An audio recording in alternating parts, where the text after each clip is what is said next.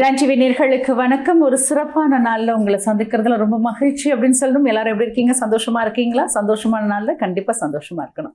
இன்னைக்கு பார்த்தீங்கன்னா உழவர் திருநாள் சிறப்பான ஒரு நாளாக இருக்கிறதுனால நேயர்கள் அனைவருக்கும் டான் தொலைக்காட்சியினூடாக அனைத்து சொந்தங்களுக்கும் பொங்கல் திருநாள் நல்வாழ்த்துக்கள்.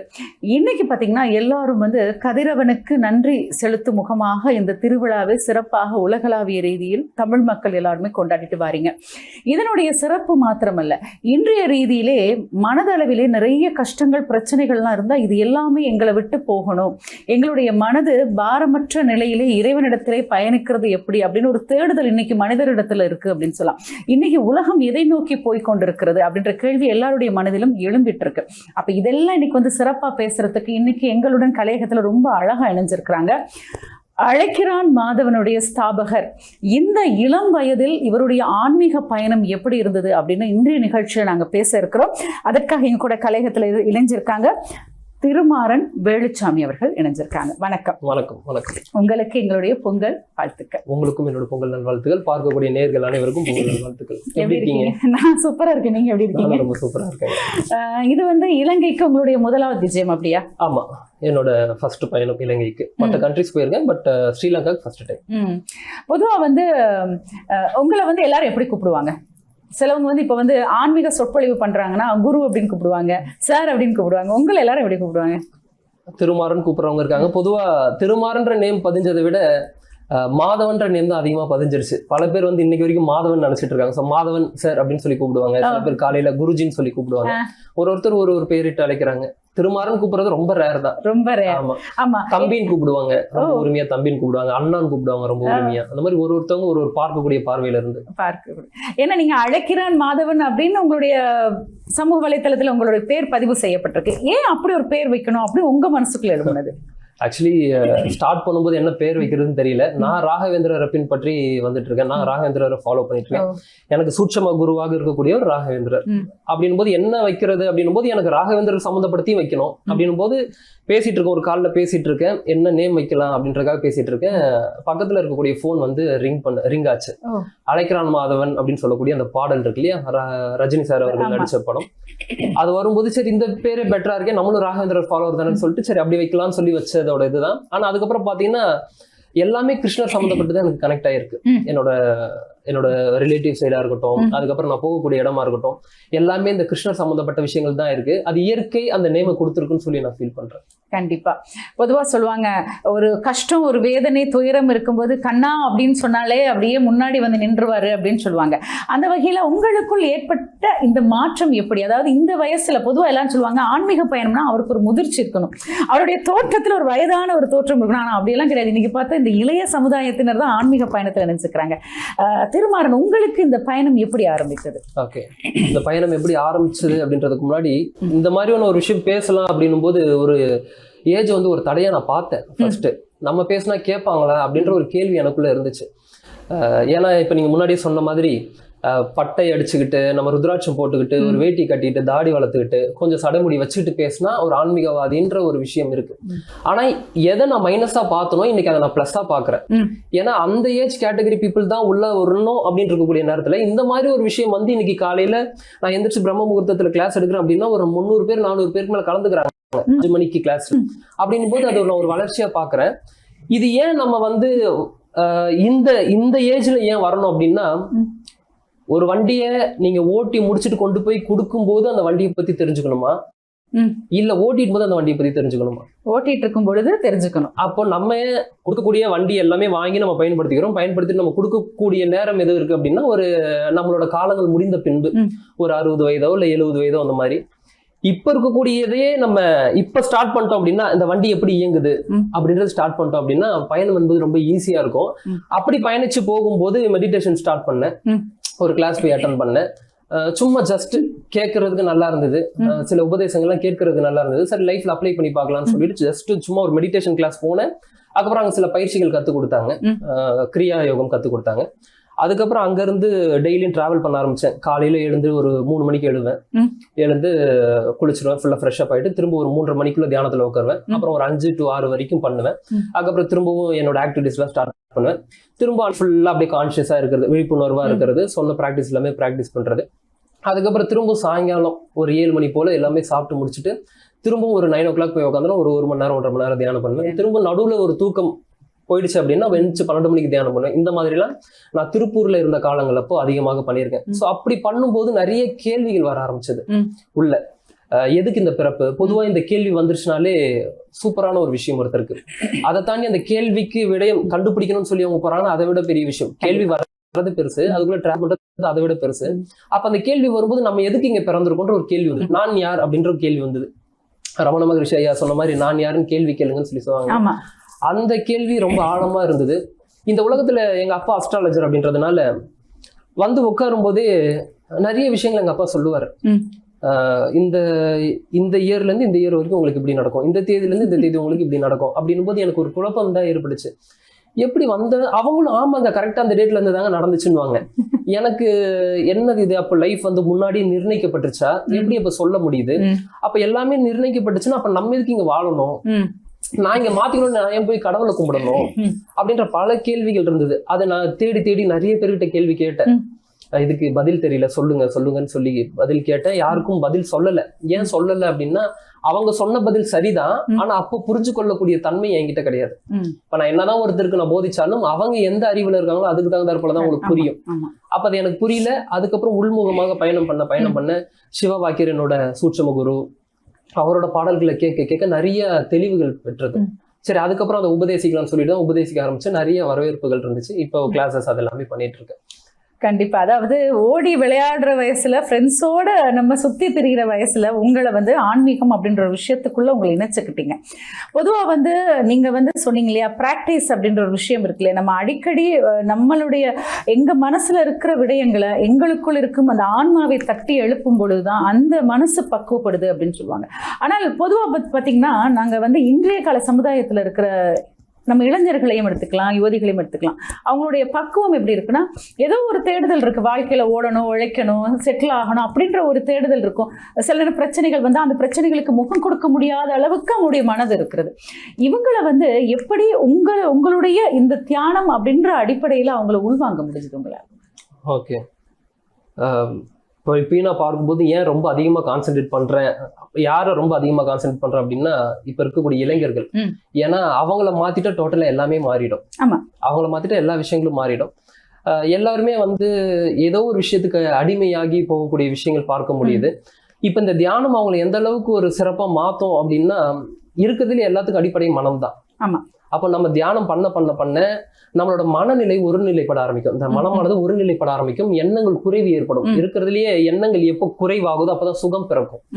இப்போ சுகம்னாலே என்னன்னு தெரியல. இப்ப நீங்க சொன்ன மாதிரி பணம் சேர்க்கணும், புகழ் வரணும், அது மாதிரி வீடு கட்டணும், வாசல் இருக்கணும், நிறைய கார் வச்சுக்கணும், இப்படி இருக்கு, வச்சுக்கலாம், தவறே இல்லை, நல்லா பண்ணிக்கங்க. இதை வந்து அவையார் அழகா சொல்லுவாங்க, விரகர் இருவர் புகழ்ந்திடவே வேண்டும், விரல் நிறைய மோதிடங்கள் வேணும், அரையாதனில் பஞ்சேனும் பட்டேனும் வேணும், அவர் வித்தை நஞ்சேனும் வேம்பனும் நன்று. உன்கிட்ட இல்லையா, சும்மாவாது நீ ஷோ காட்டு, இல்லைன்னா உன்னை மதிக்க மாட்டான். அப்ப நீ சிறப்பா பண்ணிக்கோ. ஆனா இங்க பயணிக்கும் போதே எது அறம் சார்ந்த விஷயங்கள், எது தர்மம் அப்படின்னக்கூடிய ஒரு விஷயத்த தெரிஞ்சு பயணம் பண்றான்னா அது ரொம்ப இன்னும் சூப்பரா இருக்கும். அவனோட லைஃப்ல வேற மாதிரியான விஷயங்கள்லாம் எடுத்துட்டு போகும். இப்ப அவனுக்கு சில விஷயங்களை இங்க பயணம் பண்ணும்போது சுகம் அப்படின்னு சொல்லி நினைக்கிறேன், அது உண்மையான சுகம் கிடையாதுன்ற, அது உண்மையான சுகம் கிடையாது. இன்னும் அதை தாண்டி வராங்க அப்படின்னா அந்த சுகம் என்பது வேற மாதிரி இருக்கும்.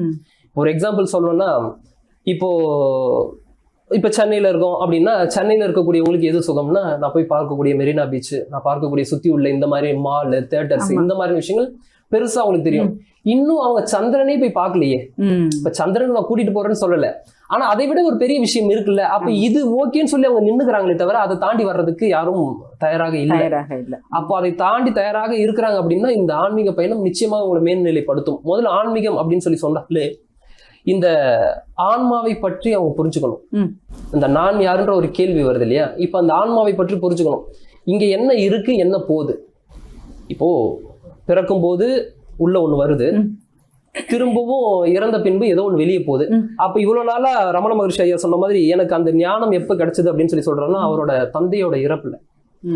அப்போ இவ்வளவு நாள இந்த உடம்பை தான் நான் வந்து என்னோட அப்பான்னு சொல்லிட்டு இருந்தேன். இப்ப அதே உடலை தான் வந்து நான் சவம்னு சொல்றேன். அப்ப எதுக்காக இவ்வளவு நாள் நான் மரியாதை கொடுத்தேன்? அப்படின்னு சொல்லி பார்த்தா உள்ள இருக்கக்கூடிய அந்த உயிருக்கு தான். அப்ப அந்த உயிர் எங்க போச்சு? இத பத்தின கேள்விகள் ஒண்ணு வரும்போது அதற்கான ஒரு பதிலை தேடும்போது அவங்களுக்கு சுகம் பிறக்கும். சுகம் ஏன் பிறக்கும் அப்படின்னா, இந்த உலக வாழ்க்கையானது நிரந்தரமற்றது, நீ எப்போ ஒரு தெளிவு வருதோ அப்ப சுகம் பிறந்துரும். அப்ப இந்த விஷயத்த மக்களுக்கு போதிக்கணும். அதை தாண்டி இளைஞர்களுக்கு ரொம்ப விஷயத்தை இதை கொண்டு போய் சேர்க்கணும்னு சொல்லி முற்பட்டு இருக்கேன். அந்த வகையில தான் டிராவல் பண்ணி போயிட்டு இருக்கீங்க. அதான் பொதுவா சொல்லுவாங்க, அதாவது தனித்திரு அப்படின்னு சொன்னா வந்து உங்களுடைய சிந்தனைகள்ல இருந்து தனித்திருங்க. அதாவது ஆசை, கோபம், பொறாமை அப்படின்ற சிந்தனையில மனிதர்களிடத்துல இருந்து தனித்திருங்கன்னு யாருமே சொல்ல. ஏன்னா உறவுகள் அப்படின்றது வந்து இறைவன் படைச்சிருக்காங்க. அவங்க கூட வாழ்ந்துகிட்டே உங்களுடைய இறைவனுடைய தேடுதலுக்கு நீங்க வாங்க அப்படின்ற அடிப்படையில தான் அது கொடுத்துருக்காங்க. இப்போ வந்து இந்த பிரம்ம முகூர்த்தம்ன்ற விஷயம் இருக்குல்ல, இப்போ நீங்களும் தொடர்ச்சியாக 21 நாட்கள் பிரம்ம முகூர்த்தத்துல என் கூட எழும்புங்க அப்படின்னு ஒரு சேலஞ்ச் வச்சு போயிட்டு இருக்கீங்க. இதுல நிறைய பேர் கூட ஜாயின் பண்ணி நேரம் டிராவல் பண்ணிட்டு இருக்காங்க. கண்டிப்பா பிரம்ம முகூர்த்தத்துல தான் இந்த மெடிடேஷன் பண்ணணுமா அப்படின்னு உங்களுக்கு பதில் என்ன இருக்கு? ஆல்ரெடி இதை நான் கிளாஸ்லயே நிறைய சொல்லியிருக்கேன். எல்லா கண்ட்ரீஸ்ல இருந்தும் கலந்துக்கிறாங்க. மலேசியா இருக்கட்டும், சிங்கப்பூரா இருக்கட்டும், இப்ப நம்ம இலங்கையிலயா இருக்கட்டும், இலங்கையில இருந்து நிறைய பேர் கலந்துக்கிறாங்க. பிரான்ஸ், கனடா, எல்லா இடத்துல இருந்து கலந்துக்கிறாங்க. அவங்களுக்கான ஒரு பிரம்ம முகூர்த்த நேரம்ன்றது இருக்கும். இந்த நேரத்துலதான் பண்ணணுமா அப்படின்னா, ஒரு நேரத்திற்கு ஒரு சிறப்பு இருக்கு. அதாவது கோல் செய்யாததை நாள் செய்யும் சொல்லுவாங்க ஜோதிடத்துல. கோள்களால முடியாத ஒரு விஷயத்தையும் நாளை நீங்க சரியாக தேர்ந்தெடுத்து செய்யும் பொழுது அது நிச்சயமாக உங்களுக்கு வேலை செய்யும் அப்படின்னு சொல்றாங்க. அதை தாண்டி உள்ள போறோம் அப்படின்னா இந்த பஞ்ச அங்கங்கள் தான் பஞ்சாங்கம் சொல்லப்படுது. திதி, யோகம், நாள், நட்சத்திரம், கரணம், இந்த 5 விஷயங்கள் தான் பஞ்சாங்கம் சொல்லப்படுது. அப்ப ஏன் இந்த நம்மளோட முன்னோர்கள் ஏன் இந்த ஒரு 5 விஷயத்துக்கு ரொம்ப இவ்வளவு பெரிய இம்பார்ட்டன்ஸ் கொடுத்தாங்க? நாள், நேரம், நட்சத்திரம்ன்றது திதின்ற கூடியது தேதின்றதான் திதின்னு மாறிடுச்சு. அப்ப அன்றைய நாள்ல என்ன பண்ணணும், இந்த நேரத்துல என்ன பண்ணணும்? இப்ப ராகு காலம், யமகண்டம் இந்த மாதிரி பிரிக்கிறாங்க இல்லையா? சோ அந்தந்த காலத்துக்கு நிச்சயமாக பவர் இருக்கு. 100% பவர் இருக்கு. அது எக்ஸ்பீரியன்ஸ் பண்ணா மட்டும்தான், அது உணர்ந்தா மட்டும்தான் அது புரியும். நம்ம இன்னும் சொல்லலாம், இன்னும் டீப்பா போனி ஆன்மீகத்துக்கு போனீங்கன்னா நேரம் கிடையாது, எதுவும் கிடையாது அப்படின்னு சொல்லலாம். இருந்தாலும் ஏன் ஒரு நேரத்துல, இப்போ ஒரு எக்ஸாம்பிளுக்கு எடுத்துக்கிறோம்னா சந்திர கிரகணம் அப்படின்னு சொல்றோம், சூரிய கிரகணம் அப்படின்னு சொல்றோம். ஏன் சந்திர கிரகணம், சூரிய கிரகணம் ஏன் அந்த நாள்ல மட்டும் வருது? எல்லா நாளும் தானே இருக்கு. அப்ப ஏதோ ஒரு மாறுதல் அங்க ஏற்படுது, ஒரு மாற்றம் ஏற்படுது. அப்போ இந்த பூமியிலையும் அந்தந்த நேரத்திற்கு ஒரு மாற்றம் நிகழுது. அப்ப இந்த பிரம்ம முகூர்த்தம் சொல்லக்கூடிய இந்த காலை வேளையில நீங்க எந்திரிக்கும் போது யாரும் எந்திரிச்சிருக்க மாட்டாங்க. அது பிரம்மனின் நேரம் சொல்றாங்க. பிரம்மன் படைக்கக்கூடிய அந்த நேரம் பிரம்ம முகூர்த்தம் சொல்றோம். அது ஒரு முகூர்த்தம் என்றால் ஒரு 1.5 மணி நேரம் இருக்கக்கூடியது ஒரு முகூர்த்தம். அப்ப அந்த நேரத்துல நீங்க எழும்போது ஆல்ரெடி யாருமே எந்திரிக்காத ஒரு நேரம், ஒரு 3:30 மணி, ஒரு 4 மணிக்கு நீங்க எந்திரிச்சீங்கன்னா ரொம்ப பவர்ஃபுல்லான ஒரு டைம் 3:40. அந்த 3:40க்கு நீங்க எந்திரிச்சிங்கன்னா, நான் எதுவும் சொல்லலாம் உங்களுக்கு தேவையில்லை. உங்களுக்கு அப்படி இருக்கும் இப்படி இருக்கும் நான் ஒவ்வொன்றுலாம் நான் சொல்லணும்னு தேவையில்லை. ஜஸ்ட் ஒரு 3:40க்கு எந்திரிச்சு உங்களை ரெஃப்ரெஷ் பண்ணிட்டு நீங்க உங்களுக்கு தியானமே கூட தெரிய தேவையில்லை. ஒரு 20 நிமிஷம், ஒரு 30 நிமிஷம் நல்லா கொஞ்சம் டீப்பான ஒரு ஸ்டேட்டுக்கு போனோம்னா, நீங்க ஒரு கண் மூடி ஒரு 20 நிமிஷம் உட்காந்துட்டீங்கன்னா கொஞ்சம் டீப்பான ஸ்டேட்டுக்கு உங்களால கொஞ்சம் ஒரு 1 வீக்ல பயணம் பண்ண முடியும். கண் மூடி 20 நிமிஷம் 30 நிமிஷம் டெய்லி உட்காந்துட்டு வாங்க. ஒரு 21 நாள் பண்ணி பாருங்க. அதுக்கப்புறம் நீங்களே சொல்லுவீங்க எப்படி இருக்கு ரிசல்ட் அப்படின்றது. நான் சொல்லவே தேவை அப்படி இருக்கும் இப்படி இருக்கும்னு. நான் சொன்னதுக்கு அப்புறம் ஆமாங்க எனக்கு இப்படிலாம் இருந்துச்சுங்க, நான் சொன்ன டேட்டாவே நீங்க கொடுக்கணுன்ற அவசியம் கிடையாது. எப்படி இருந்துச்சுன்னு பாருங்க. அது ஏன் அப்படி பண்ணுது அப்படின்னா, முதல்ல வேகத்தை கெடுக்கும். ஏன் இப்ப வேகமா ஓடிட்டு இருக்கோம், அதை சேர்க்கணும் இதை சேர்க்கணும், முன்னாடி சொன்ன மாதிரி பணம் சேர்க்கணும், புகழ் வரணும், கார் வாங்கணும், வீடு கட்டணும், இவ்வளவு வேகம் ஓடுது. இருக்கிறதுலயே மாணிக்கவாசகர் சாமி சொன்னது கூட, இறைவன் அவரோட வேகத்தை கெடுத்தாராம். வேகம் கெடுத்தாண்ட வேந்தன் அடிவேல்கன்னு சொல்லுவாங்க. இறைவன் அவரோட வேகத்தை கெடுத்தார். ஏன்? வேகமாக ஓடும்போது உன்னால எதையுமே பார்க்க முடியாது. எப்போ நீ செட்டில்டா காமா பயணம் பண்றியோ அப்பதான் உன்னால எல்லாத்தையும் பார்க்க முடியும். இது எந்த நேரத்துல ஏற்படும் அப்படின்னா, அந்த ஒரு ஆல்ஃபா ஸ்டேட்ல இருக்கும்போது தான் ஏற்படுது. நீங்க தூங்கி எந்திரிக்கக்கூடிய அந்த நேரம். ஆனா அந்த நேரத்துல எந்திரிக்கிறது ரொம்ப பெரிய ஒரு விஷயம். ஏன்னா 3:30 மணின்றது நம்ம நைட்டு படுக்க போகும்போது நாளையில இருந்து எந்திரிச்சு மொத்த வாழ்க்கையை மாத்திடுறோம் அப்படின்னு சொல்லிதான் போய் படுக்க போவாங்க. ஆனா காலையில 3:30 ஆகும்போது அலாம் ஆஃப் பண்ணி வச்சுட்டு திரும்ப படுக்கக்கூடிய நிலை தான் இருக்கும். கண்டிப்பா. ஏன்னா 3:30 மணிக்கு தான் தூக்கமே அதிகமா தள்ளும். அதனாலதான் ஆக்சிடென்ட்ல கூட வந்து பாத்தீங்கன்னா அந்த நேரத்துல தான் அதிகமா ஆகும். அதனால எந்திரிக்கிறது சாதாரண விஷயம் கிடையாது. ஆனா இதுக்கு பின்னாடி எவ்வளவு பெரிய ஒரு விஷயம் இருக்கு. ஆனா அந்த விஷயத்தை அடையணும்னா அட்லீஸ்ட் இதே நீங்க சாக்ரிஃபைஸ் பண்ணணும். அதனாலதான் நான் எப்பயுமே சொல்லுவேன், ஒன்னால ஒரு 3:30 மணிக்கு ஒன்ன ஜெயிக்க முடியல அப்படின்னா நிச்சயமா ஒன்னால யாரையுமே ஜெயிக்க முடியாது. கண்டிப்பா நம்மளே ஜெயிக்க முடியல, நீ யாரை போய் வெளில போற? அப்ப அந்த 3:30 மணிக்கு நீங்க எந்திரிக்கும் போது ஆல்பா ஸ்டேட்ல இருப்பீங்க. அந்த ஆல்பா ஸ்டேட்ல இருக்கும்போது எண்ணங்கள் அற்ற நிலை, அதாவது நல்ல டீப் ஸ்டேட்டுக்கு போயிட்டு நீங்க ரிட்டர்ன் உங்களோட எண்ணங்கள் திரும்ப ஓட ஆரம்பிக்கிறதுக்கு 21 நிமிஷம் டைம் எடுத்துக்கொண்டாங்க. அப்போ உங்களோட பதிவுகள் எல்லாமே திரும்ப திரும்ப திரும்ப திரும்ப வர்றதுக்கு மொத்த டேட்டாவை திரும்ப வந்து பயணம் பண்றதுக்கு ஒரு 21 மினிட்ஸ் ஆகுது. அதுக்குள்ள நீங்க இந்த தியானத்துல உட்கார்ந்து இருக்கும்போது எண்ணங்கள் குறைந்திருக்கும். அப்ப குறைந்திருக்கும் போது நீங்க மெடிடேட் பண்ணி நீங்க போக போக போக போக பல விஷயங்கள் இயற்கை கத்துக் கொடுக்கும். இது நம்ம எப்படின்னா இந்த இயற்கை ஆட்டோமேட்டிக்கா இங்க எல்லா டேட்டாவும் இருக்கு. அந்த டேட்டா ஆட்டோமேட்டிக்கா நீங்க ஃப்ரீக்வன்சி டியூன் பண்றீங்க. அந்த நேரத்துல உட்காந்து டியூன் பண்ணும்போது இங்க என்ன பண்ணணும் என்ன பண்ணக்கூடாது, என்ன பண்ணா உனக்கு என்ன நடக்கும்ன்றது எல்லாமே முன்னாடியே சொல்லப்பட்டுரும் உங்களுக்கு. அப்ப இது எந்த நேரத்துல நிகழும்னா பிரம்ம முகூர்த்த நேரத்துல தான் உங்களுக்கு நிகழுது, அதிகமாக நிகழுது. மற்ற எல்லா நேரத்திலையும் எல்லாரும் எந்திரிச்சிடறாங்க. எந்திரிச்ச உடனே எல்லாரோட எண்ண ஓட்டங்களும் ஓட ஆரம்பிச்சிருது. இப்ப எண்ண ஓட்டங்கள், இப்ப நான் நினைக்கக்கூடிய எண்ண ஓட்டங்கள், நான் பேசக்கூடிய விஷயங்கள் எல்லாமே சுத்தி சுத்தி சுத்தி சுத்தி இங்க பயணிச்சுட்டு இருக்கு. இப்போ அது குறைவாக இருக்கக்கூடிய நேரத்துல வந்து பாருங்க, நம்மளோட எண்ணங்கள் குறைந்த யார் யாரெல்லாம் எந்திரிச்சுக்காங்களோ அவங்களோட எண்ணங்கள் மட்டும்தான் ஓடும். அப்ப அங்க ஒரு குறைவு ஏற்படுது இல்ல, மற்றவங்களோட எண்ணங்கள் இங்க வந்து அந்த அலைவரிசை நம்மளை அடிக்காம இங்க ஒரு குறைவு ஏற்படும் போது நம்மளால எதை ஃபோக்கஸ் பண்றோமோ அது நிச்சயமாக அடைய முடியும். 100% பயணம் பண்ண முடியும்.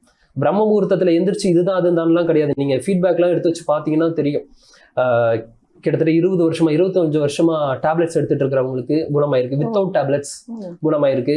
அதே மாதிரி வந்து பாத்தீங்கன்னா ஒரு 15 வருஷமா என்னோட சொத்தே விற்காம இருந்துச்சுங்க, சொத்து வித்துருக்கு. எப்படி இது எந்திரிச்சு அது நடக்கும்னு கேட்காதீங்க, நடக்குது. அதுக்கு பின்னாடி இருக்கக்கூடிய விஷயம் எனக்கு தெரியாது, ஆனா நடக்குது. இந்த ஒரு மாத்திரை போட்டா எல்லாத்துக்கும் தீர்வு அப்படின்லாம் சொல்ல முடியாது. இந்த மாத்திரை போடுங்க, உங்களுக்கு என்னென்னலாம் ஒர்க் ஆகும் ஆட்டோமேட்டிக்கா ஒர்க் ஆகும். உயிர் சக்தி ஏறுச்சுன்னா ஆட்டோமேட்டிக்கா எல்லாமே இருக்கும். அந்த நேரத்துல நீங்க இந்த பிரபஞ்சத்தோட ஆற்றலை பெறும்போது உங்களோட சக்கராவும் கிளென்ஸ் ஆகுது. சக்கராவும் கிளென்ஸ் ஆகுது அந்த நேரத்துல நீங்க எடுக்கும்போது. இது மூலமாக இருக்கக்கூடிய ஒரு நம்மளோட உடம்புக்கு மூலமாக இருக்கக்கூடிய அந்த சக்கராஸ் தான், அந்த 7 சக்கராஸும் கிளென்ஸ் ஆகுது. சக்கராஸ்ல கிட்டத்தட்ட ஒரு 113 சக்கராஸ் சொல்லுவாங்க. ரொம்ப மெயினா இருக்கக்கூடியது 7 சக்கராஸ். அது எல்லாமே சென்டர் பாயிண்ட். அப்ப அந்த மூலாதாரம், சுவாதிஷ்டானம், மணிப்பூரகம், அநாகதம், விசுதி, ஆக்ஞா, சகசிராரம் சொல்லக்கூடிய இந்த 7 சக்கரங்களை சரியான முறையில இயக்கும் போது நீங்க ஆட்டோமேட்டிக்கா வேற லெவல்ல இயங்க ஆரம்பிச்சிருவீங்க. இப்போ ஒருத்தனுக்கு ஸ்பீச்சே வரலையா, அவனுக்கு த்ரோட் சக்கர ப்ராப்ளம் இருக்கு. அப்ப அந்த த்ரோட் சக்கரை ஆக்டிவேட் பண்ணா அவனால நல்லா பேச முடியும். அப்ப அந்த 7 சக்கரமும் சரியாக இயங்கும் போது அவனோட வாழ்க்கை சிறப்பாக தான் இருக்கும். அதுதான் நடக்குது பின்னாடி. பொதுவா வந்து மகிழ்ச்சி என்பது உங்களுக்குள் தான் இருக்கிறது. அதே நேரத்துல வந்து கவலைகள் அப்படின்றது உங்களுக்குள்ளதான் இருக்கு. சொர்க்கமும் உங்களுக்குள்ளதான் இருக்கு, நரகமும் உங்களுக்குள்ளதான் இருக்கு. ஆனா நீங்கள் உங்களை கட்டுப்படுத்தி தேடுதல் அடிப்படையாக இறைவனை உங்களுக்குள் காண்ற ஒரு விடயம் இருக்கு. பொங்கல் திருநாள்ல இன்னும் நிறைய விடயங்களை வந்து நாங்க பேச இருக்கின்றோம். இன்னும் அற்புதமான விடயங்கள் அப்படின்னா என்ன பண்ணுவோம், ஒரு சின்ன குட்டி பிரேக், அப்புறம் மீண்டும் சந்திக்கலாம். இது டான் வழங்கும் பொங்கல் கொண்டாட்டம். இதுல தொடர்ந்து இணைந்திருக்கின்றோம், திருமாறன் அவர்களுடன் இணைந்திருக்கின்றோம். அழகான ஒரு ஆன்மீக பயணம், அழைக்கின்றான் மாதவன் அப்படின்ற ஒரு அழகான ஒரு மக்களுக்கான ஒரு விழிப்புணர்ச்சியை ஏற்படுத்தி கொண்டு ஆன்மீக பயணத்துல இன்னைக்கு ஈடுபடுத்திட்டு இருக்காங்க. இன்னொரு விஷயம் இருக்கு. இப்போ வந்து நம்ம வந்து நிறைய ஸ்தலங்கள் போவோம், நிறைய ஆன்மீக பயணம் போவோம். எல்லாருக்குமே போகணுன்ற ஒரு ஆசை இருக்கு. ஆனால் அது குறிப்பிட்ட ஒரு வயதை எட்டி பிடிக்கும் பொழுதுதான் அது போகணும். இப்போ என்ன அவசரம் அப்படின்னு கேட்குறவங்க நிறைய பேர் இருக்கிறாங்க. ஆனால் ஆரோக்கியமா இருக்கும்போதே போயிட்டு வந்துருங்க அப்படின்னு சொல்றவங்களும் இருக்கிறாங்க. ஆனால் உங்களுடன் ஆன்மீக பயணத்தில் இணைந்து கொள்பவர்கள் எந்த வகுப்பினர், எந்த வயதிற்குட்பட்டவர்கள் அதிகமாக பயணிக்கிறாங்க? இப்போ நான் என்னுடன் பயணிக்கிறவங்க வந்து பார்த்தீங்கன்னா ஒரு 25 to 35 வயது ரொம்ப ஜாஸ்தி. 25 to 35 ரொம்ப ஜாஸ்தி. அதுக்கப்புறம் இருக்கக்கூடிய கேட்டகரி அப்படியே கீழே வரக்கூடிய கேட்டகரி. இப்ப நீங்க சொல்ற ஸ்தலம் எந்த ஸ்தலம் தெரிஞ்சுக்கலாமா? இந்த காசி ராமேஸ்வரம் போய் ஏன் போற, அதுதானே காசிக்கு ஏன் போற, இப்பயே போகணுமா, வயசானதுக்கு அப்புறம் எல்லாம் வாழ்ந்து முடிச்சதுக்கு அப்புறம் அப்படின்ற ஒரு விஷயம் இருக்கு. இத பத்தி சொல்லணும்னா இது இப்பதான் போகணும் அப்பதான் போகணுன்ற அவசியமே இல்லை. அதாவது இப்ப காசிக்கு போயிட்டு அந்த கங்கையில குளிச்ச உடனே பாவங்கள் எல்லாம் தீர்ந்துருமானா, எவ்வளவு பாவம் பண்ணிட்டு நானும் போய் ஈஸியா கழிச்சிடலாமே, அப்படி தீராது. எப்போ தனக்குள்ள உணர ஆரம்பிக்கிறாங்களோ நான் செஞ்சது தவறுதான் சொல்லி எப்போ மனம் அதை ஒத்துக்குதோ ஆட்டோமேட்டிக்கா அப்பயே அவங்களுக்கு அங்க பாவம் என்பது கழிக்கப்படுது. ஆனா அதுக்கப்புறம் மீண்டும் அதை செய்யாம இருக்கணும். உண்மையாவே உணரணும். ஓகே புரிஞ்சிருச்சு அப்படின்றது கிடையாது. உண்மையாவே அதை உணர்ந்து நீங்க அதுக்கான மன்னிப்பு இறைவனிடம் கேட்கறீங்க அப்படின்னு அப்பயே கிடைச்சிருச்சு. அதுக்கு வந்து அந்த வயதுல தான் போகணும், இந்த வயதுல தான் போகணுன்ற அவசியமே கிடையாது. ஆனா ஏன் அப்படி பயப்படுறாங்க அப்படின்னா, அங்கெல்லாம் போய் பார்க்கும்போது, காசிலாம் போய் பார்க்கும்போது, சில புனித யாத்திரைகள்லாம் போகும்போது என்னடா வாழ்க்கை இதுன்ற ஒரு விஷயம் வரும். எதுக்காக வாழ்றோன்ற ஒரு விஷயம் வரும். இங்க பணம் வேணும் சேர்க்கிறோம், யார் அனுபவிக்கிறா? போகும்போது எதுவுமே கொண்டு போல. அப்போ என்னோட சங்கதிகள், பின்னாடி வரக்கூடிய சங்கதிகள் அனுபவிக்கிறாங்க. என் சங்கதிகள் யாரோ ஒருத்தர் தான். அப்படி பார்த்தா, அதாவது நீங்க உயிரா பாத்தீங்கன்னா எல்லாம் ஒண்ணு. இன்னும் போய் டீப்பா பார்த்தோம் அப்படின்னா அது எல்லாம் வேற வேற மாதிரி ஒரு நிலை தான் நம்ம பார்க்கிற பார்வை. அப்ப நான் இங்க சேர்க்கிறேன், யாரோ ஒருத்தர் அனுபவிச்சு போறேன், நானே அனுபவிக்கல. அப்ப இப்படி வரும்போது எதுக்கு இதை நான் பண்ணணும், நான் பாட்டுக்கு நான் என்னோட பயணமா நான் இப்படி பயணிச்சுக்கிறேன் அப்படின்னு சொல்லி ஒரு மனநிலை வருது, யாருக்கா இருந்தாலும் வருது. அப்போ என்னன்னா தப்பா அவங்களே வந்து மிஸ்கைட் பண்ணிக்கிறாங்க அவங்களையே. எதுக்கு இது, நம்ம வாழ்க்கையை விட்டுட்டு இங்க வந்து இருந்துடலாம் அப்படின்ற ஒரு ஃபீல் வருது. அதுக்காக ஒரு பயப்படுறாங்களே தவிர அதை தாண்டி அதுக்கு பின்னாடி இருக்கக்கூடிய காசினாலே இப்ப ஒரு விஷயம் கிரியேட் ஆயிருக்குல்ல, வயதுக்கு அப்புறம் தான் போனோம் அப்படின்னு இப்ப நீங்க சொல்லி எனக்கு வரும், அப்புறம் நான் சொல்லி இன்னொருத்தருக்கு வரும், அப்புறம் அவர் சொல்லி இன்னொருத்தருக்கு வரும். அப்ப இது சொல்லிக்கிட்டே போதே தவிர ஆனா காசினா யாருன்னு என்னன்றது தெரியாது, அங்க போனா என்ன நடக்கும்ன்றதும் தெரியாது. சொல்லி சொல்லி சொல்லி சொல்லி ஒருத்தருக்கு பின்னாடி ஒருத்தர் சொல்லிதான் இது வருது. ஆனா வயது அப்படின்றது அதுக்கு ஒரு தடை கிடையாதுன்னு தான் நான் பாக்குறேன். நீங்க ஒரு 15 வயசுலயும் போகலாம், 20 வயசுலயும் போகலாம், 50 வயசுலயும் போகலாம். ஆனா அங்க போகும்போது இறைவனை முழுமையாக நினைத்து, அங்க போகும்போதுன்னு மட்டும் கிடையாது, எந்நேரமும் இறைவனை நினைத்து நீங்க இருக்கும்போது பாவங்கள் கழிக்கப்படுது. அது அங்க புனித யாத்திரை போய் தான் கழிக்கணுன்ற அவசியம் கிடையாது. இப்போ நீங்க ஹிமாலயஸ் யாத்திரை நான் கூட்டிட்டு போறேன், நீம் கரோலி பாபா ஆசிரம் போறோம், மகாவதார் பாபாஜி கோகை போறோம், அது ஒரு புனித யாத்திரை தான். சில இடங்களுக்கு போகும்போது சில விஷயங்கள் நிகழும், அது நான் இல்லைன்னு சொல்லவே இல்லை. இப்ப நீங்க காசிக்கு போறீங்கன்னா அதற்கான ஒரு விஷயம் நிகழும், திருச்செந்தூர் போறீங்கன்னா அதற்கான ஒரு விஷயம் நிகழும், திருப்பதி போறீங்கன்னா அதற்கான ஒரு விஷயம் நிகழும். இந்த மாதிரி ஒரு இடத்துல சில ஃப்ரீக்வன்சி, அந்த வைப்ரேஷன் இருக்கு, அங்க போகும்போது நம்மளுக்கு ஆட்டோமேட்டிக்கா ஆக்டிவேட் ஆகும். அப்போ அந்த மாதிரி நீங்க நினைச்சு போலாம் தவிர ஆனா அங்க போனாதான் நடக்கும்ன்ற மாதிரியான ஒரு விஷயத்த மட்டும் மைண்ட்ல வச்சுக்க வேண்டாம். அப்ப நீம் கரோலி பாபா ஆசிரம் போறேன், மகாவதார் பாபாஜி கோகை போறேன், ஏன் அவங்க எல்லாம் அங்க இருந்து அந்த இமயமலையில பயணிச்சிருக்கிறாங்க. அந்த இடத்துக்கு போகும்போது அந்த மாதிரியான ஒரு விஷயம் இயங்க ஆரம்பிச்சிடும். இப்போ ஒண்ணு இல்ல, இப்போ ஒரு சவம் இருக்கக்கூடிய ஒரு வீட்டுக்கு போறோம், எப்படி இருக்கும் நம்மளோட மனநிலை? ரொம்ப அமைதியா ஆறுதலா இருக்கும். அவங்க அழுதுட்டு இருக்காங்கன்னா நம்மளுக்கும் அழுக வரும். இப்ப நீங்க இது சந்தோஷமா இருக்கக்கூடிய ஒரு இடத்துக்கு போறீங்க, இப்ப எப்படி இருக்கும் உங்களோட மனநிலை? சிரிச்சு ஜாலியா எல்லாரோட சேர்ந்துருவோம். அப்ப எப்படி உண்டாகுது இது? அந்த நிலை எனக்கு இல்ல, ஆனா சுத்தி இருக்கிறதோட நிலை எனக்கு வருது. அப்போ அந்த ஃப்ரீக்வன்சி அங்க இயங்கிட்டு இருக்குன்னா அந்த ஃப்ரீக்வன்சில நான் போறேன்னா ஆட்டோமேட்டிக்கா என்னோட ஃப்ரீக்வன்சி சேஞ்ச் ஆயிடுது. அப்போ ஏன் கோயில்கள், ஏன் இந்த மாதிரி புனித யாத்திரை அப்படின்னா அந்த மாதிரி இடத்துல அந்த ஃப்ரீக்வன்சி இருக்கிறதுனால நாங்க போகும்போது ஆட்டோமேட்டிக்கா என்னோட பாடியோட கிளென்சிங்கும் ஏற்படுது, என்னோட மனநிலையிலும் ஒரு மாற்றம் வருது. இதுதான் பெரிய ஒரு விஷயம். இந்த இமயமலை பயணம் அப்படின்னு சொன்னீங்க இல்லையா, மகா அவதார் பாபாஜி அவர்களை சந்திச்ச ஒரு தருணம் அப்படின்றது வந்து இன்னைக்கு வந்து மகான்கள், சித்தர்கள், யோகிகள் எல்லாரையும் பத்தி நாங்க கேட்டிருக்கோம், படிச்சிருக்கோம்.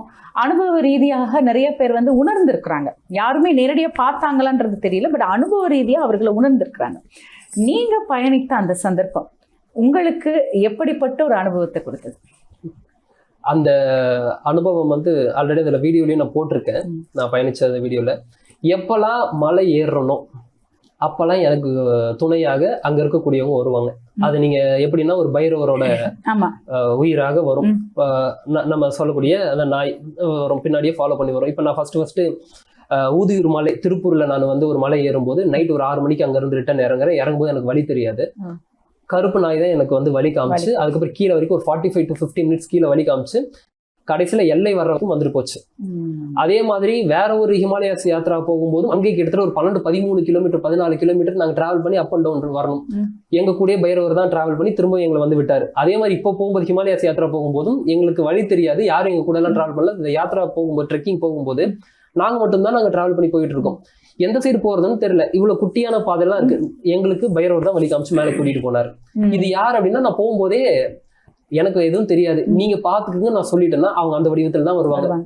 இப்போ என்ன பைரவரெல்லாம் நம்ம அவங்களோட காட்சியாக பார்க்கணுமா, அது அங்க சொல்லணும்.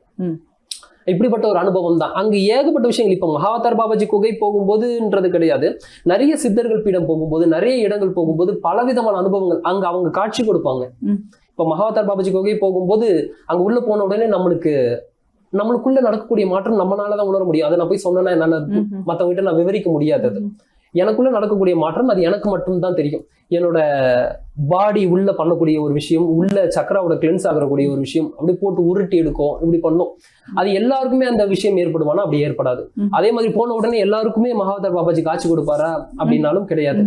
அங்க போனீங்கன்னா நிச்சயமா அதுக்கு உண்டான ஒரு விஷயம் என்னவோ அது நடக்கும், 100% நடக்கும். அப்ப அப்படி பயணிச்சு போகும்போது இப்ப நிறைய சித்தர்கள் பீடம் போகும்போது சித்தர்களோட காட்சியில நிறைய இருந்திருக்கு எனக்கு. அப்படி உருவமாக வரமாட்டாங்க, ஆனா நான் தான் அது அப்படின்றது ப்ரூவ் பண்ணுவாங்க. நான் கேட்பேன் அது நீங்களா அப்படின்னா, இப்ப நீங்க இதுனா எனக்கு காட்டுங்க அப்படின்னு சொல்லி கேட்டேன்னா, நான் என்ன இப்ப இந்த விஷயம் நடக்கணும் நீங்க தான் அப்படின்னா அந்த விஷயம் நடக்கும் திரும்பவும். சோ இந்த மாதிரி சித்தர்களோட பிரசன்ஸ் இருக்கும். நிறைய விஷயங்கள் நடந்துச்சு அங்க போனதுக்கு அப்புறம். அங்க போயிட்டு வந்ததுக்கு அப்புறம் தான் எனக்கு ஒரு விஷயம் நடந்தது. நீம் கரோலி பாபா ஆசிரம் போயிட்டு நான் திரும்ப ரிட்டர்ன் வரும்போது தான் இந்த மாதிரி ஸ்ரீலங்கால ப்ரோக்ராம் பண்ணோம் அப்படின்னு சொல்லி எனக்கு வந்திருந்தது. நீம் கரோலி பாபா ஆசிரம் நீங்க எடுத்துக்கிட்டீங்க அப்படின்னா, விராட் கோலி, கிரிக்கெட் பிளேயர் விராட் கோலியா இருக்கட்டும், அதே மாதிரி மார்க் ஜகர்பர்க் ஃபேஸ்புக் நிறுவனமா இருக்கட்டும், அதே மாதிரி ரஜினிகாந்த் அவர்கள், அதுக்கப்புறம் லாரி பேஜ்னு சொல்லக்கூடிய கூகுள் நிறுவனம், இவங்க எல்லாருமே அங்க போயிட்டு வந்ததுக்கு அப்புறம் தான் ஒரு பிசினஸ்ல நல்ல ஒரு முன்னேற்றத்தை பார்த்திருக்கிறாங்க. லாரி பேஜ் வந்து ரொம்ப துவண்டு இருக்கக்கூடிய நேரத்திலும் ஃபேஸ்புக் நிறுவனம் மார்க் ஜக்கர்பர்க் தோண்டு இருக்கக்கூடிய நேரத்திலும் ஆப்பிள் நிறுவனத்தோட ஸ்டீவ் ஜாப்ஸ் அவங்க போயிட்டு வந்ததுக்கு அப்புறம் தான் அவருக்கான ஒரு வாழ்க்கையில ஒரு மாற்றம் ஏற்பட்டுச்சு. அவர் சொல்லிதான் ஃபேஸ்புக் நிறுவனத்தோட ஓனரும் போயிட்டு வந்தார். சோ இந்த மாதிரி ஹிமாலயாஸ் போயிட்டு வந்தா என்ன அற்புதங்கள்லாம் தெரியும். வெளிநாட்டுல இருந்தெல்லாம் வந்துட்டு இருக்காங்க பாருங்க. ஸ்டீவ் ஜாப்ஸ்லாம் அங்க இருந்து வந்தாருன்னா எவ்வளவு பெரிய ஒரு மாற்றம் நிகழ்ந்திருக்குது. ஹிமாலயாஸ் சும்மா நார்மலா நம்ம ப்ரெடிக்ட் பண்ண முடியாது. அங்க போய் எதுவுமே நடக்கலனாலும் வருத்தப்படணுன்ற அவசியம் கிடையாது. நடக்க வேண்டிய விஷயம் நடந்திருக்கும். கண்டிப்பா கண்டிப்பா. அதாவது அந்த இடத்துக்கு போகணும் அப்படின்னு உங்களுக்கு அது கொடுக்கப்பட்டிருக்க அந்த பயனை நினைச்சு நீங்க வந்து சந்தோஷப்படலாம். எதுவும் நடக்கலன்னா கூட சொன்னீங்க இல்லையா? சோ நமக்கு எல்லாருக்குமே கிடைக்காது இல்ல அந்த வாய்ப்பு. செலக்டட், அதாவது சொல்லுவாங்க கடவுள் வந்து ஒரு பெரிய ஒரு இயக்குனர். ஏன்னா அவர் கையில நூல் இருக்கு. அவர் இங்க நம்மள அப்படி பொம்மை மாதிரி ஆட்டிட்டு இருக்காரு, நம்ம நடிச்சிட்டு இருக்கோம். அவ்வளவுதான். நம்மளும் நடிகர்கள். நம்மளுடைய கதாபாத்திரம் என்னைக்கு முடிகிறதோ அன்னைக்கு எங்களுடைய பயணம் முடிஞ்சது அப்படின்னு சொல்லுவாங்க. இப்போ இதுல வந்து ஒரு விடயம் இருக்கு. நான் நீங்க பேசும்போது பார்த்தேன், பாவ புண்ணியங்கள் அடிப்படையில வாழ்க்கையினுடைய பயணம் அமைந்திருக்கிறது. பாவம்னா என்ன, புண்ணியம்னா என்ன எல்லாருக்குமே பொதுவாக தெரியும். தான தர்மங்கள் செய்தா புண்ணியம்பாங்க, நாங்கள் யாருக்காவது கெடுதல் செய்தா பாவம்னு சொல்லுவாங்க. ஆனால் இது வந்து இந்த பிறப்பிலே எங்களுக்கு தொடருமா? நாங்கள் செய்கிற பாவ புண்ணியங்கள் இப்பவே தொடருமா அப்படின்னா உங்களுடைய பதில் என்னவா இருக்கு? 100% தொடரும். அதை இப்பயே அனுபவிக்க போறீங்களான்னா அதுக்கு ஒரு கேள்வி, அதுக்கு பதில் கிடையாது. ஏன்னா எதுக்குமே ஒரு பக்குவ நிலைன்னு ஒண்ணு இருக்கு. இப்ப நீங்க ஒரு விதையை போடுறீங்க மண்ணில் அப்படின்னா இப்பயும் முளைச்சிருமானா முளைக்காது. அதுக்குண்டான ஒரு கால அவகாசம் இருக்குல்ல, அதுக்குண்டான ஒரு 6 மாசமும் இருக்கலாம், இல்ல 3 மாசமும் இருக்கலாம். அது முளைச்சு வெளியே வர்றதுக்கு அதுக்கு உண்டான சூழல் இருக்கணும். அப்படிதான் அமையும். சில விஷயங்கள் இப்படி பண்ணோன்னு எப்படியே கூட நடக்கிறதுக்கு வாய்ப்பு இருக்கு. ஆனா எல்லா கர்ம வினைகளும் உங்களுக்கு அப்படியே நடக்கணும்ன்ற அவசியம் கிடையாது. இதனாலதான் முன்னாடி இருந்த விஷயங்கள் எல்லாமே உங்களை இன்னைக்கு அஃபெக்ட் பண்ணிட்டு இருக்கு. பலருக்கு கேள்வி வரும், நான் என்னைக்கோ பண்ணதுக்கு நான் ஏன் இன்னைக்கு அனுபவிக்கணும்? நான் முன்ஜென்மத்துல ஏதோ ஒரு விஷயத்த பண்ணேன், அது எனக்கு தெரியவே தெரியாதே, நான் ஏன் இப்ப அனுபவிக்கணும்? எனக்கு தெரியலையே, நான் தான் பண்ணேன்னு தெரியாதுல, என்ன மன்னிச்சு விட்டுறலாம்ல. அப்படி கிடையாது. அதற்கான பக்குவ நிலை எப்போ அந்த கர்மம் எய்துதோ அப்பதான் அந்த கர்மம் என்பது நடக்கும். ஆனா இப்ப பண்றது செயல் நடக்குமா? 100 நடக்கும். இது எல்லாமே உங்களோட பேலன்ஸ் ஷீட்ல அடங்கிட்டே வருது. இது எப்போ இது கழிக்க முடியுமோ அது அப்ப கழிச்சிரும், இது எப்போ கழிக்க முடியுமோ அது அப்போ கழிச்சிரும். இயற்கை கரெக்டா வேலை பார்த்துட்டு இருக்கு. எப்பப்ப எது கொடுத்து முடிக்கணுமோ அப்பப்போ அதை கொடுத்து முடிச்சுட்டு இருக்கு. நீங்க செய்யக்கூடிய ஒரு செயல்களுக்கும் அதற்கு பின்னால் ஒரு காரணம் இருக்கு. அதுக்கு உண்டான ஒரு செயல் நிச்சயமாக ரிட்டர்ன்ஸ்ல நடக்கும். நிச்சயமா நடக்கும். 100% நடக்கும். நீங்க எடுத்து இப்படி நகர்த்தினாலும் அதற்கு உண்டான எதிர்வினை இருக்குது தானே. இப்ப நான் இப்படி கை நகர்த்தினா அதுக்கு உண்டான ஒரு எதிர்வினை இருக்கு. எந்த செயல் செய்தாலும் கர்மம் என்றாலே செயல் தானே. கர்மான செயல் தான். அப்ப நீங்க ஒரு கர்மானா முதல்ல வந்து தவறா நிறைய பேர் நினைச்சுக்கிறாங்க. கர்மான தவறு. கர்மான செயல், எந்த செயல் செய்யறியோ அதுக்கு ஆப்போசிட்டான செயல் இருக்கு. இப்ப நீ கெட்டது நினைக்கிறியா, கெட்டது நினைச்சதுக்கான அந்த நினைவுக்கு உண்டான ஒரு விஷயம் உனக்கு திரும்ப வரும்.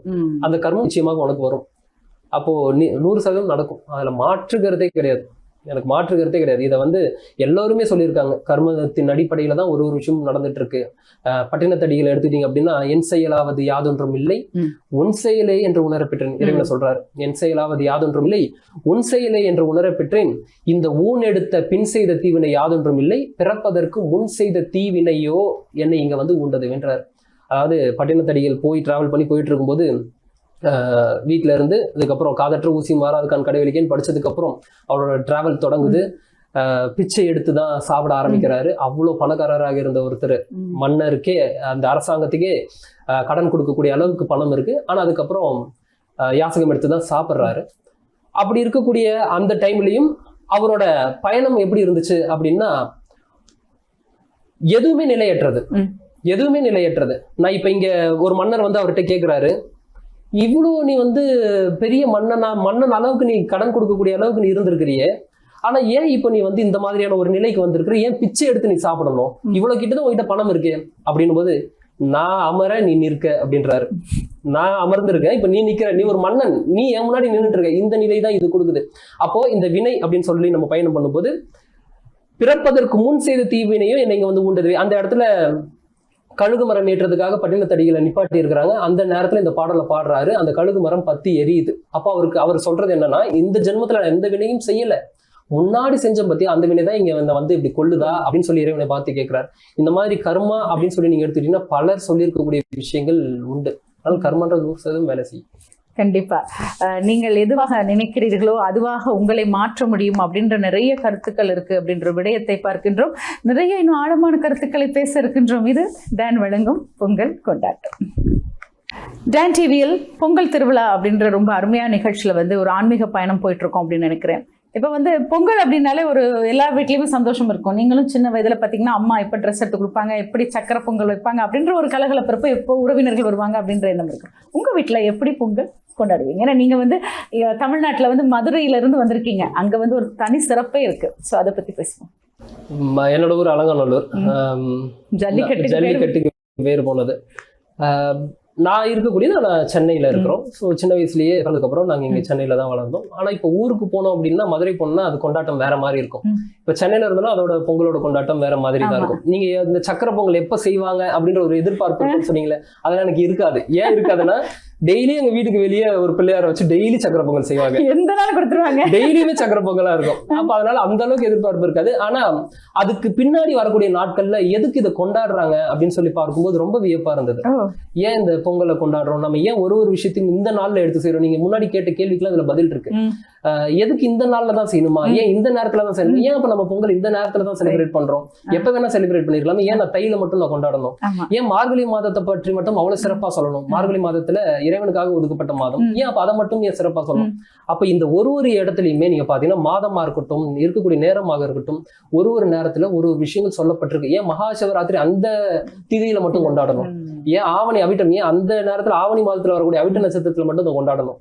இந்த மாதிரி 4 நட்சத்திர யோக கரணத்துக்கு பின்னாடி நிறைய விஷயங்கள் இருக்கு. அப்போ இப்படி பார்க்கும்போது சின்ன வயசுல இருந்து அங்கதான் ஃபுல்லா செலிப்ரேஷன் ஃபுல்லா வந்து பாத்தீங்கன்னா ஊர்ல தான் இருக்கும், மதுரை அலங்காநல்லூர்ல தான் இருக்கும். இங்க செலிப்ரேட் பண்றதை விட அங்க வேற மாதிரி இருக்கும். டோட்டலா மக்கள் எல்லாம் ஒண்ணு கூடி, இங்க இன்னைக்கு நம்ம சென்னையில எல்லாம் வந்து பாத்தீங்கன்னா, நான் இருக்கக்கூடிய இடத்துல எல்லாம் வந்து பாத்தீங்கன்னா ஏதோ அவங்க வீட்டுக்குள்ளேயே வச்சுப்பாங்க, அப்புறம் அவங்களே சாப்பிட்டாங்க. உண்மையாவே ஏன் பொங்கல் செலிப்ரேட் பண்றது கூட இப்ப தெரியாது. அது சொல்லியிருக்காங்க செலிப்ரேட் பண்றேன். ஆனா இப்ப வரைக்கும் வந்து பாத்தீங்கன்னா நம்ம கிராமத்து சைடு எதற்காக செலிப்ரேட் பண்றோம்னு தெரியும். ஆனா இப்ப நம்ம சிட்டி சைடு இருக்கக்கூடியவங்களுக்கு தெரியாது எதற்காக செலிப்ரேட் பண்றோம் அப்படின்னா, நீங்க முன்னாடி சொன்ன மாதிரி சூரியனுக்கு நன்றி சொல்லும் விதமாக தான் நம்ம செலிப்ரேட் பண்றோம். ஏன் சூரியனுக்கு நன்றி சொல்லக்கூடிய விதமாக செலிப்ரேட் பண்றோம்? இந்த வாழ்க்கையே வந்து பாத்தீங்கன்னா எல்லாமே இறைவன் கொடுத்தது, எல்லாமே இயற்கை உங்களுக்கு உண்டாக்குன ஒரு விஷயம் தான். அப்போ ஏன் இது தை மாதம், ஏன் ஒரு தைப்பொங்கலாக நம்ம செலிப்ரேட் பண்றோம் அப்படின்னு சொல்லி பாத்தீங்கன்னா, இது உத்தராயண காலம் சொல்லி சொல்லுவாங்க. தட்சிணாயனம் உத்தராயணம் சொல்லி 2 காலம் இருக்கு, 6 மாதமாக இருக்கு. அப்ப இந்த உத்தராயண காலம் எப்போ ஸ்டார்ட் ஆகுதுன்னு சொல்லி நீங்க நல்லா கவனிச்சு பாத்தீங்கன்னா தை மாதம் தான். மார்கழி முடிஞ்சு அப்புறம் தை ஆரம்பிக்கும் போது தை மாதம் தான் இந்த உத்தராயண காலம் ஸ்டார்ட் ஆகுது. இது 6 மாசம் வரைக்கும் போகும். அதுக்கப்புறம் அங்கிருந்து திரும்பவும் 6 மாசம் தட்சிணாயனம் உண்டாகும். இது என்ன பயணம் அப்படின்னு சொல்லி பாத்தீங்கன்னா, சவுத்துல இருந்து நார்த்துக்கு செல்லக்கூடிய ஒரு பயணம். இந்த உத்தராயணம் சொல்லக்கூடியது சவுத்துல இருந்து நார்த்துக்கு சூரியன் டிராவல் பண்ணக்கூடிய அந்த மாதத்தை நம்ம எடுத்துக்கிறோம். இப்ப அதுக்கு பின்னாடி போய் பாருங்க, இந்த ஜோதிட ரீதியாக பாத்தீங்கன்னா அந்த தை மாதத்தில் வரக்கூடிய டைம் என்னன்னு சொல்லி பாத்தீங்கன்னா 6 to 8, 12 கட்டம் இருக்கு ராசிக்கு. 12 கட்டத்துக்கு 2 மணி நேரமாக பிரித்தால் 24 மணி நேரமாக வரும். கரெக்டா? 12 கட்டத்துக்கு 2 மணி நேரமாக பிரித்தால் 24 மணி நேரம். மார்கழி மாதத்துல வந்து பாத்தீங்கன்னா 4 to 6 வரும் டைம், காலையில 4 to 6. அதனாலதான் இந்த காலை நேரத்துல நம்ம பிரம்ம முகூர்த்தத்துக்கும் மார்கழி மாதம் ஒரு நாளைக்கும் பிரம்ம முகூர்த்தம்ன்றது வந்து பாத்தீங்கன்னா 4 to 6 அந்த ரேஞ்சில நம்ம சொல்லுவோம். ஒரு வருடத்திற்கான பிரம்ம முகூர்த்தம் எதுனா மார்கழி மாதம். அப்ப அது 4 to 6 அந்த டைம்ல வருது. அடுத்த மாதம் தை மாதத்தை நீங்க எடுத்துக்கிட்டீங்கன்னா 6 to 8. அப்ப அது எந்த டைம் பாருங்க, சூரியன் உதிக்கக்கூடிய இந்த நேரம். எத்தனை மணிக்கு சூரியன் உதிக்குது? 6 to 8 உதிக்குது. அப்ப சூரியன் வெளிவரக்கூடிய இந்த நேரத்துல எந்த அறுவடை பண்ணுவோம்? நெல் மார்கழி மாதத்துலதான் ரொம்ப சிறப்பா வளரும். வளர்ந்ததுக்கு அப்புறம் அந்த மார்கழி டு தைல தான் வந்து அறுவடை பண்ணுவோம். அப்ப அந்த அறுவடை எடுத்து நான் சாப்பிடக்கூடிய இந்த உணவிற்கு நன்றி சொல்லக்கூடிய விதமாக யாருனால உருவாயிருக்கு? சூரிய வெளிச்சம் இல்லாம இது உருவாகுனது கிடையாது. அப்ப சூரியன் வெளியே வரும்போது அந்த சூரிய பகவானுக்கு நன்றி சொல்லக்கூடிய விதமாக நம்ம இந்த ஒரு விஷயத்தை பண்ணிருக்கோம். அது கூட நம்ம கூட இருக்கக்கூடிய எதுலாம் உழைத்தது, நம்ம கூட எந்த உயிரெல்லாம் நம்ம கூட சேர்ந்து பயணிச்சது அப்படின்னா மாடு நம்ம கூட சேர்ந்து பயணிச்சிருக்குது. அந்த நெல் பயிர்களை வந்து அறுவடை பண்றதுக்கு மாடு ஹெல்ப்ஃபுல்லா இருந்திருக்கு. அப்ப அந்த மாட்டு பொங்கல் சொல்லி ஒண்ணு வச்சிருக்கோம். அதுக்கப்புறம் இது எல்லாம் கூடி சேர்ந்து என்ஜாய் பண்ணணும் அப்படின்றதுக்காக, மக்கள் கூட ஒன்றிணையணும் அப்படின்றதுக்காக ஒரு காணும் பொங்கல் சொல்லி ஒரு விஷயத்த வச்சிருக்காங்க. சோ இதை பார்க்கும்போது பின்னாடி ரொம்ப டீப்பா போய் பார்த்தோன்னா இதுக்கு பின்னாடி இருக்கக்கூடிய விஷயங்கள் ரொம்ப அற்புதமா இருக்கும். அப்போ சூரியனுக்கு நன்றி சொல்லக்கூடிய விதமாக நம்ம படைச்சிருக்கோம். என்ன இந்த ஒரு விஷயத்தை எனக்கு கொடுத்துருக்கீங்களே, இறைவா உனக்கு நன்றி, இயற்கைக்கு நன்றி, சூரியனுக்கு நன்றி. இப்படி சொல்ல ஆட்டோமேட்டிக்கா அவங்களுக்குள்ள திரும்ப அது கிடைக்க ஆரம்பிக்குது. நன்றி சொல்ல இது ரொம்ப பெரிய ஒரு விஷயம். இது நான் சும்மா ஜஸ்ட் இப்படி சொல்லிட்டு கடந்துட்டு போயிடுறேன்னு சொல்லி பார்க்கக்கூடிய நீங்க நார்மலா அதை எடுத்துக்காதீங்க.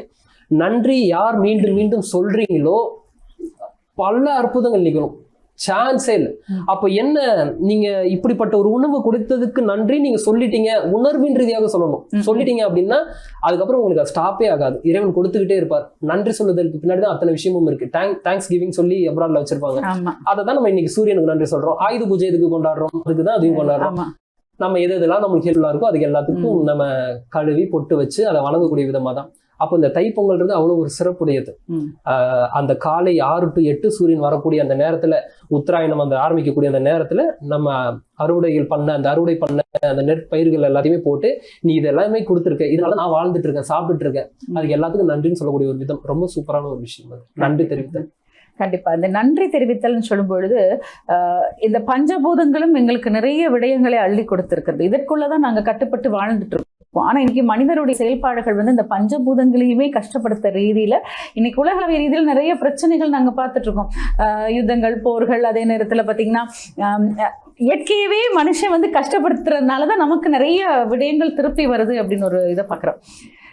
இந்த இயற்கை மனிதன் பண்ற விடயங்களுக்கு மன்னிக்குமா இல்ல கண்டிப்பா தண்டனை கொடுக்குமா? யாரு திரும்ப அனுபவிக்கிறாங்க? ஏதோ ஒரு விஷயத்த பண்ணிடுறீங்க, யாரு இங்க திரும்ப அனுபவிக்கிறோம்? நம்ம தான் அனுபவிக்கிறோம். ஆட்டோமேட்டிக்கா இப்ப வந்துருச்சு, நம்மளுக்கு தானே வருது. இப்போ இன்னைக்கு ஹைபிரிடா எல்லாத்தையுமே மாத்திக்கணும். ஒரு பழம் எடுத்துக்கிட்டாலும் அந்த பழத்துல விதை இல்ல, திரும்ப யார் அதை சாப்பிட போறா? நம்ம தான் சாப்பிடுறோம். அவனுக்கே தான் பண்ணிக்கிறான். இப்ப அதுல என்ன ஒரு இன்னொரு விஷயம் பியூட்டி அப்படின்னா, நான் இங்க நல்லா இருக்கணும் அதனால ஒரு விஷயத்த நான் இங்க கிரியேட் பண்றேன், விதை இல்லாத ஒரு பழத்தை உருவாக்குறேன். யார் சாப்பிட போறா? உன் குழந்தைக்குன்னு பணத்தை சேர்க்கிற இல்லையா, அந்த குழந்தை தான் அடுத்து அதை சாப்பிட போகுது. அந்த குழந்தை மட்டும் தனியா அறுவடை பண்ணி சாப்பிட முடியுமா? முடியாது.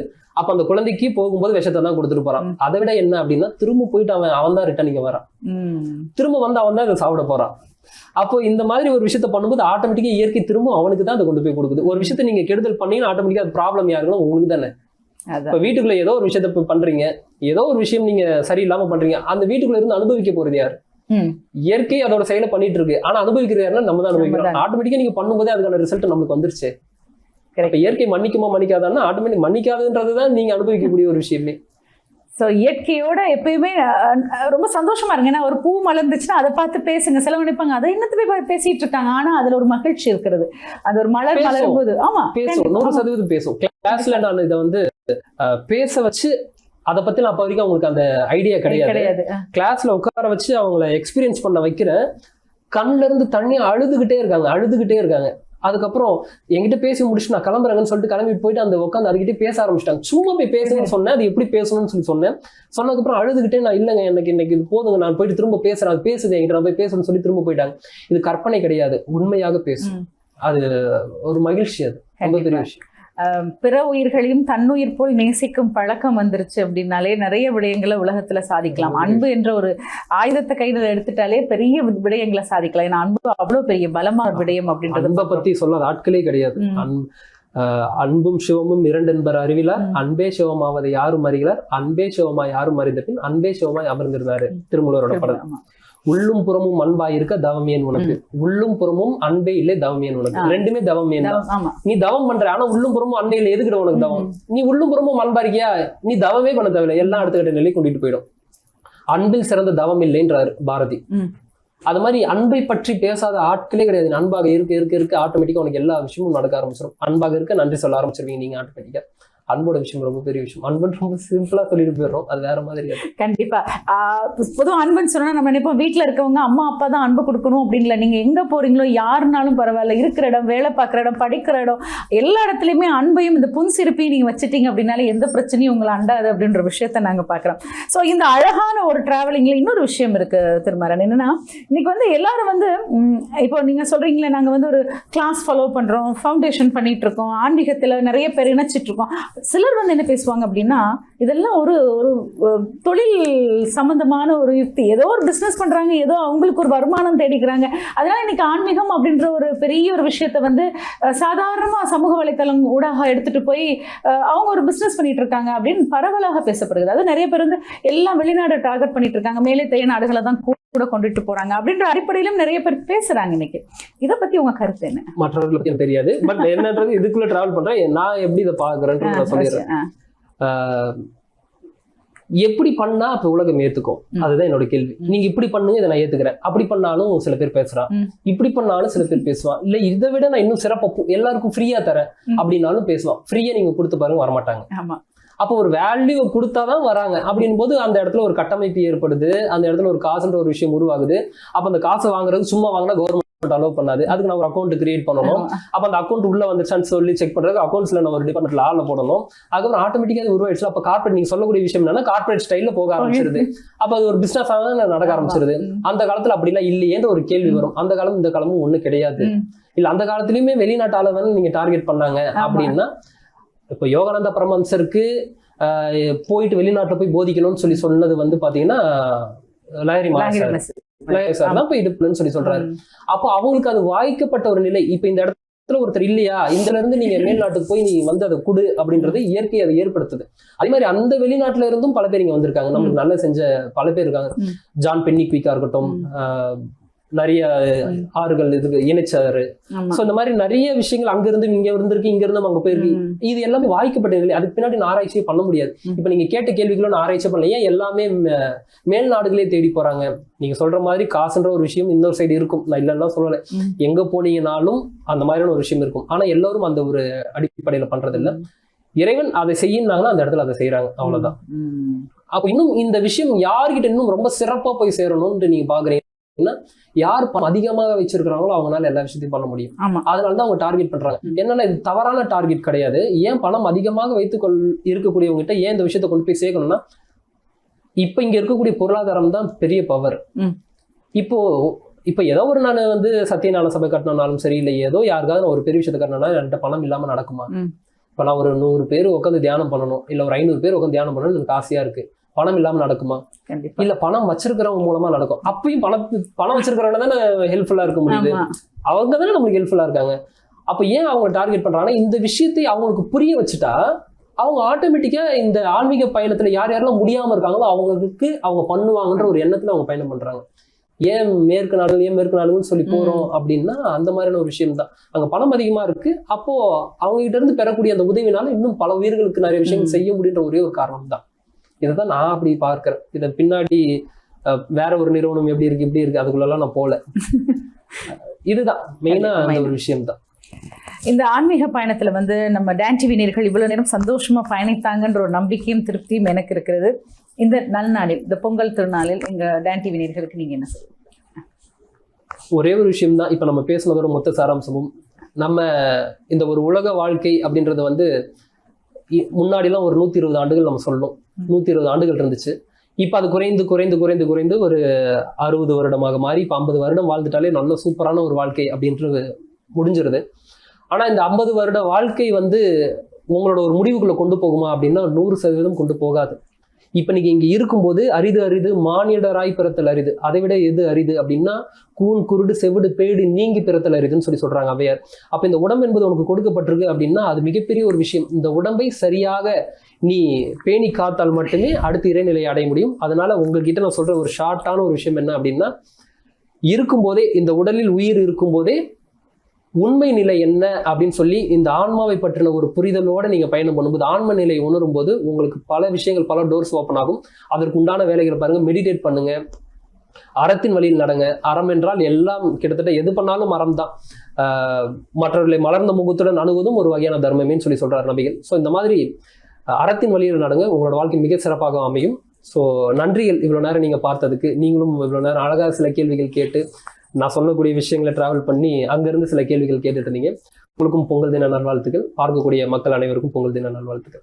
நன்றி. ரொம்ப அழகாக நிறைய விடயங்களை திருமாறனவர்கள்ட்ட பேசியிருக்கோம். அழைக்கின்றான் மாதவன் அப்படின்ற ஒரு பெரிய ஃபவுண்டேஷனை ரொம்ப அழகாக நடத்திட்டு இருக்கு. இன்னும் இதில் நிறைய பேர் உள்வாங்கி இன்னும் இந்த ஆன்மீக பயணம் என்பது இன்னும் அழகாக உங்களுக்கு பயணிக்கணும். உங்களுடைய இந்த வருகை இலங்கைக்கு நீங்க வந்திருக்கீங்க, திருப்பி வந்து நிறைய விடயங்களை எங்க கூட பகிர்ந்துக்கணும் அப்படின்ற ஒரு எண்ணம் இருக்கு. உங்களுக்கு மீண்டும் ஒரு முறை பொங்கல் வாழ்த்து. நன்றி.